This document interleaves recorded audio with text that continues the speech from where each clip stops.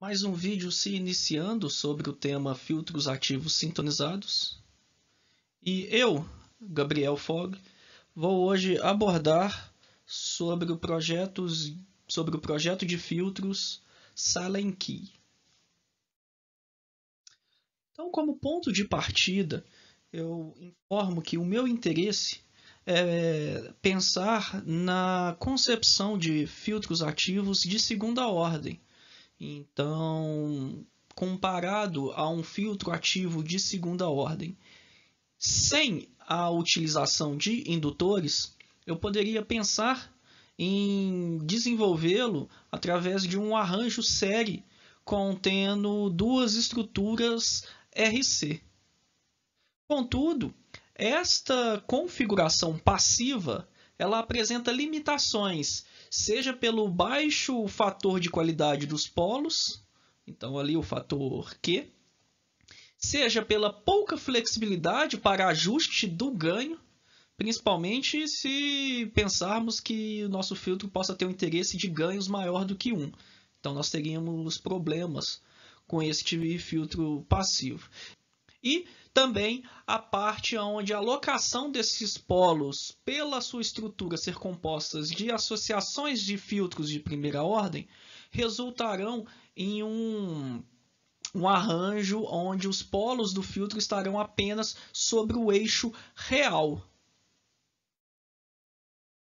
Pensando em suprir estas deficiências, é possível adicionar a este arranjo passivo uma estrutura ativa, ou seja, aqui mais próximo do nosso cotidiano, a inclusão de um amplificador operacional e, além disto, a inclusão de uma estrutura, de uma malha de realimentação para permitir o funcionamento estável dessa estrutura, aonde o capacitor C1 eu posso estar utilizando agora como um exemplo de realimentação.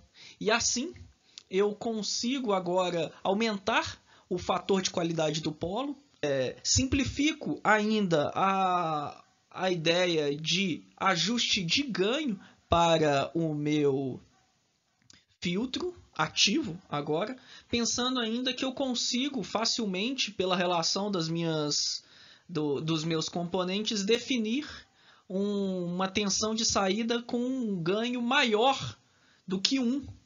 Então, estas características, e somado agora que o meu filtro, ele como um todo é desenvolvido já com uma concepção de segunda ordem, eu não vou conseguir dividi-lo, vou pensar assim, em dois de primeira ordem, porque eu tenho uma malha de realimentação ali no nosso capacitor C1, eu vou ter agora então a possibilidade de desenvolver um filtro com polos complexos conjugados. Isso vai me dar um grau de liberdade pensando em sobressinal e até no ajuste do meu parâmetro aqui. Assim, para o desenvolvimento de filtros ativos de segunda ordem, eu vou considerar duas propostas de projeto em que apenas um amplificador operacional é utilizado. Existem uma infinidade de topologias para o desenvolvimento de filtros ativos de segunda ordem, mas aqui nesta sequência de vídeos eu vou estar trabalhando com duas abordagens considerando o uso de apenas um amplificador operacional. A primeira dessas abordagens será a estrutura Silent Key, que recebe esse nome por causa dos seus inventores.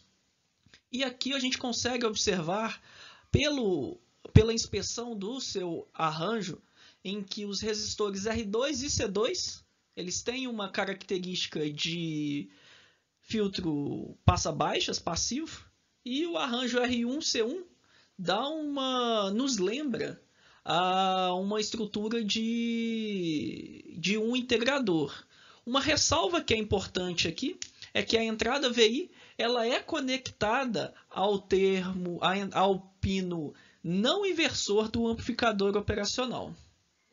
Além disso, temos resistores RB e RA conectados à entrada inversora, que vai nos permitir um ajuste de ganho, no caso sempre maior do que 1, para a nossa tensão de saída VO. A partir de agora, então, eu vou me preocupar em levantar a resposta em frequência da minha tensão de saída, considerando a tensão VI como entrada. Então, tomando aqui essa relação de RB e RA, eu consigo escrever essa minha tensão V2 como sendo um divisor de tensão a partir da minha tensão VO. Essa relação RA dividido por RA mais RB, eu vou considerá-la sendo 1 sobre K. Ou seja, meu K será igual a 1 mais RB sobre RA. Em seguida, eu vou escrever a minha tensão V1 em função da minha tensão V2, em que eu posso pensar também numa ideia de divisor de tensão. Só que agora eu vou utilizar as minhas resistência R2 e a capacitância C2. Então eu tenho uma estrutura de divisor de tensão que é variável em função da frequência, mas eu consigo sim escrever V1 em função de V2 e em seguida substituir a minha relação de V2, que eu obtive ali em cima. Para que eu faço isso? Para que eu consiga já desde já escrever a minha tensão no nó V1 em função da minha tensão de saída. Dando continuidade, então, nesta análise, eu agora ainda obtenho mais uma relação aqui de circuito para o meu filtro ativo. Aqui eu consigo observar que a minha corrente R1 ela será igual à soma das correntes que fluem pelo resistor R2 e pelo capacitor C1. Então, substituindo essas correntes e deixando-as em função da diferença de potencial entre os terminais de cada um desses componentes, R1, R2 e C1. E, manipulando a expressão, eu vou conseguir aqui escrever a minha função de transferência para este filtro passa-baixas, conforme eu apresento aqui nesta parte do slide. É interessante observar como que no numerador eu não tenho nenhum parâmetro dependente da frequência, então eu não tenho a nossa variável S no numerador, o que é de se esperar de um filtro passa-baixas, onde o meu interesse aqui será o de apenas preocupar em alocar os polos desta função de transferência. Se considerarmos, então, uma representação genérica da função de transferência para filtros passa-baixas, eu deixo aqui destacado essa expressão genérica aqui, T de S, o meu interesse agora será selecionar os parâmetros, selecionar os meus valores dos resistores e dos capacitores, tal que a minha resposta do filtro possa ser definida pelas variáveis A0, ω0 e Q. E assim eu consigo ligar a concepção da resposta em frequência desejada para o meu filtro com a seleção dos valores desses resistores para este filtro Sallen-Key. Assim, remanejando esta expressão, eu consigo obter aqui uma relação para encontrar os valores de ω0 e do meu fator de qualidade do polo Q. Observem como que estas equações dependem de todos os componentes ali, que estas expressões dependem das capacitâncias C1, C2 e das resistências R1, R2. Isso traz para a gente uma limitação onde o número de expressões que nós temos para o nosso sistema é menor do que o número de incógnitas. Logo, pensando em seleção de componentes, algumas definições terão que ser utilizadas para que consigamos projetar este nosso filtro. Existem diferentes propostas, mas aqui eu vou estar utilizando uma proposta simples, que é a proposta de componentes iguais, em que eu vou assumir que as minhas resistências R1 e R2 e os meus capacitores C1 e C2, eles são iguais. Então, se eu substituo isto na minha função de transferência, isto vai simplificar as minhas equações, onde eu vou ter o meu ômega zero, a minha frequência de corte definido por 1 sobre RC, e agora o meu fator Q ele será apenas definido pelo ganho K, que no caso aqui é definido pelas relações das resistências RB e RA. Isto daqui é algo que que agora eu já consigo pensar em projetar para o meu filtro passa-baixas Sallen-Key. Para que consigamos deixar mais claro como que podemos utilizar este guia de projeto para projetar aí esse nosso filtro passa-baixas Sallen-Key de segunda ordem, eu tenho aqui um exemplo onde eu tenho uma frequência de corte de 1 kHz e um fator de qualidade Q igual a 5. Eu vou utilizar então dessas duas especificações para projetar o meu filtro. Um ponto interessante aqui é que o ganho CC para o meu sistema, o ganho em baixas frequências, o ganho na banda passante para esse filtro passa baixas, ele será algo que eu vou encontrar dentro da resolução aqui do meu circuito. No entanto, é comum que você especifique esse parâmetro no seu projeto, mas nada impede que você consiga definir esse parâmetro no seu sistema e, ao invés de especificar, por exemplo, o fator Q, você trabalharia definindo o valor da variável K.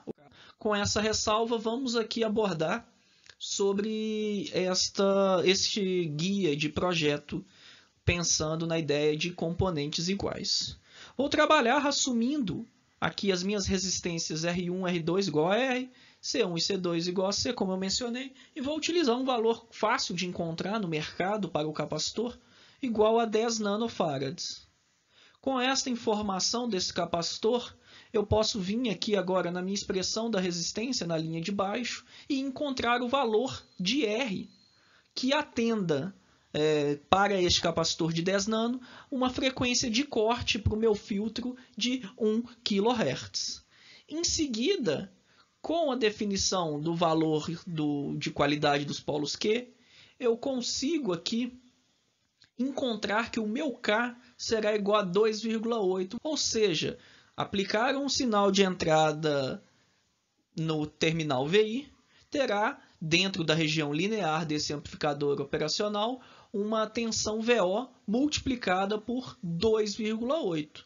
E ainda, como a entrada VI está conectada no amplificador operacional pelo pino não inversor, não haverá, então, inversão de fase entre os sinais VI e VO. É importante mencionar isso aqui também nesta parte do circuito.